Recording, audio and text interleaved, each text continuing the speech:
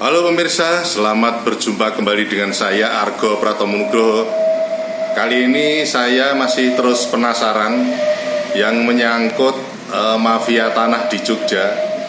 Dan saya sekarang sengaja menemui untuk yang kedua kalinya Mas Iwan Setiawan. Beliau ini adalah Ketua Peradi Sleman versi Luhut Pangaribuan Doktor ya Pak. Dan Mas Iwan ini kebetulan juga kandidat doktor. Beliau ini advokat senior juga. Langsung saja saya bertanya kepada Pak Iwan. Pak Iwan, ini menurut Anda di lapangan, karena Anda kan sebagai praktisi hukum di lapangan kan selalu melihat kasus-kasus yang ada dalam masyarakat. Ini menurut Anda mafia tanah di Jogja ini masih banyak bergentayangan nggak ini? Ya, selamat siang, selamat berjumpa lagi Bang Argo. Ya. Ya, kalau kita bicara mafia tanah seperti apa yang kemarin sudah saya sampaikan, bahwa definisi mafia tanah itu adalah kejahatan yang tersistem kan itu. Kejahatan yang sudah sistematis kan itu. Ya. Nah, saya katakan kalau di Jogja itu apalagi apa yang dikatakan oleh Menteri Haji Cahyanto yang beberapa waktu lalu datang ke Jogja, yang mengatakan bahwa di Yogyakarta ini tidak ada mafia tanah dan apa itu tidak ada mafia tanah. Dan ketika saya ada di lapangan pun itu mafia tanah itu tidak ada.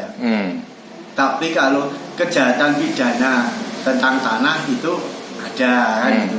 Jadi harus dibedakan mafia tanah dengan kejahatan pidana tentang tanah gitu. Karena apa? Kalau kejahatan itu hanya melibatkan ibaratnya orang-orang tertentu atau pribadi tertentu atau kelompok tertentu gitu. Tapi kalau mafia ini melibatkan semua stakeholder dan menggunakan sistem gitu.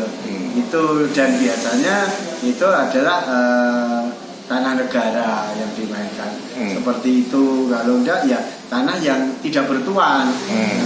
Tapi sesungguhnya tanah itu kalau dilihat di buku desa yang namanya letter E, letter D itu sejarahnya ada siapa pemiliknya.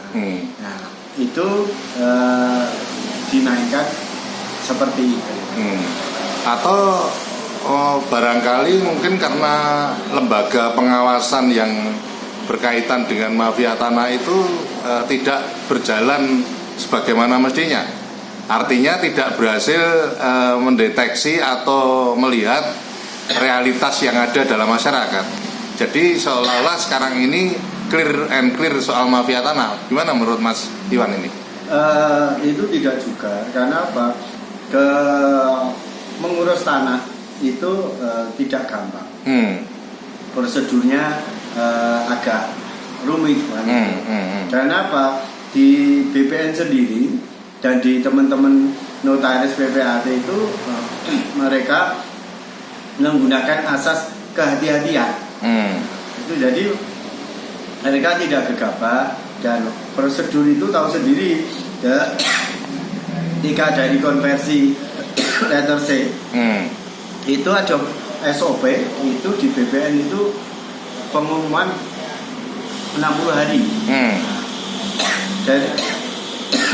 Dari itu kan memberikan peluang kepada masyarakat yang merasa memilih hak pada tanah yang diumumkan itu bisa untuk mengajukan komplain kan itu.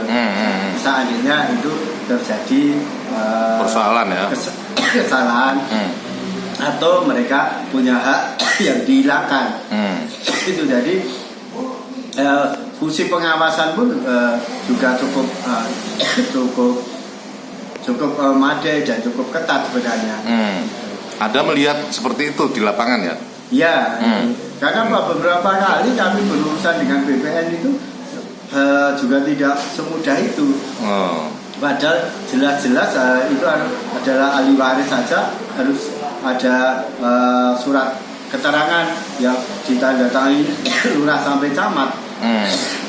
Juga ada saksi dari tetangga.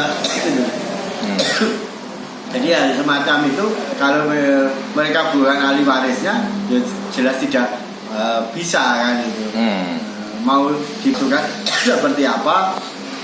Itu benarnya kan kita ada alat tes yang namanya forensik. Ya memang kelemahannya BPN sekarang itu kadang mereka berdalih bahwa BPN hanya menerima berkas yang sudah jadi. Seperti itu, akhirnya kemungkinan ada kejahatan tanah itu di sana. Tapi kalau mafia itu tidak, karena mafia itu juga melibatkan minimal petugas dari BPN. Nah, sedang petugas BPN itu dia tidak mau ambil risiko, dia hanya menerima apa berkas yang lengkap dari bawah, itu mereka konversikan untuk menjadikan sertifikat. Oke Mas Iwan, satu hal saya juga ingin bertanya kepada Anda bahwa tentang eksistensi Sultan Ground ini yang ada di Jogja. Ini beberapa waktu belakangan ini banyak dibicarakan oleh masyarakat. Menurut Anda seperti apa ini? Ya gini, terus diingat bahwa Yogyakarta itu sampai dikatakan istimewa. Itu kan karena ada kerajaan, ada keraton. Gitu. Nah, otomatis keraton itu kan pemerintahan juga. Ya. Yang bentuk kerajaan, ya otomatis di situ di zaman dulu sama, ya sama ya. Namanya pemerintahan itu mesti ada rakyat, ada tanah, ada kan gitu. Itu sama. Kerajaan juga punya tanah, punya wilayah. Nah, yang karena Keraton Mataram itu wilayahnya dinamakan Sultan Ground karena dipimpin oleh seorang sultan. Di situ memang ada itu di Yogyakarta ini ada Sultan Ground. Di Jakarta aja ada Sultan Ground loh. Karena ya nggak tahu sejarah dulu sultan mungkin beli atau apa untuk kekayaan kerajaan, jadi ada Sultan Ground itu di mana-mana. Apalagi kalau di Jogja jelas sebenarnya adalah semua adalah milik dari Sultan Ground. Walaupun ketika bergabung dengan NRI dan ada UPA itu kita bergabung ke sana. Tapi perlu diingat di dalam urusan pertanahan itu selalu mengacu pada hukum adat. Makanya di setiap sertifikat itu mesti ada dari konversi dari hak adat dan nah itulah yang membedakan. Makanya tentang tanah itu berasal dari daerah masing-masing, termasuk Bali, Yogyakarta, Padang itu sendiri-sendiri karena adatnya berbeda-beda. Ada historinya gitu ya? Ada historinya.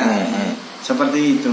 Jadi kalau di Jogja ya tidak lepas dari Sultan Ground, Pakualaman Ground gitu. Nah itu tetap harus ada. Tidak bisa jadi katakan wah sekarang bergabung ini sekarang udah ada UPA kita ngacu UPA, kita ke BPN ini. Lihat di Yogyakarta masih ada panitikisme. Itu yang perlu di Keraton Jogja ya. Iya, itu di Jogja itu ada semacam itu. Itulah yang menjadikan Yogyakarta ini adalah istimewa. Seperti tempo hari saya katakan Yogyakarta istimewanya apa? Karena kerajaan dan tidak pernah dijajah oleh Belanda. Itu. Nah kalau Aceh itu istimewanya karena Serabi Mekah kan itu. Keislamannya itu keislamannya. Oke Mas Iwan, sampai di situ dulu. Nanti yang akan datang saya akan bertanya lagi. Juga masih kaitannya dengan Sultan Ground, tapi dikaitkan dengan Swapraja Mas. Itu kedepannya Mas. Nanti saya ingin bertanya lagi kepada Anda. Terima kasih untuk kali ini karena waktu terbatas. Ya Bang, terima kasih juga, sukses selalu. Oke, terima kasih Mas. Nah pemirsa, akhirnya saya Argo Pratomo Nugroho terima kasih atas perhatian Anda. Sampai jumpa.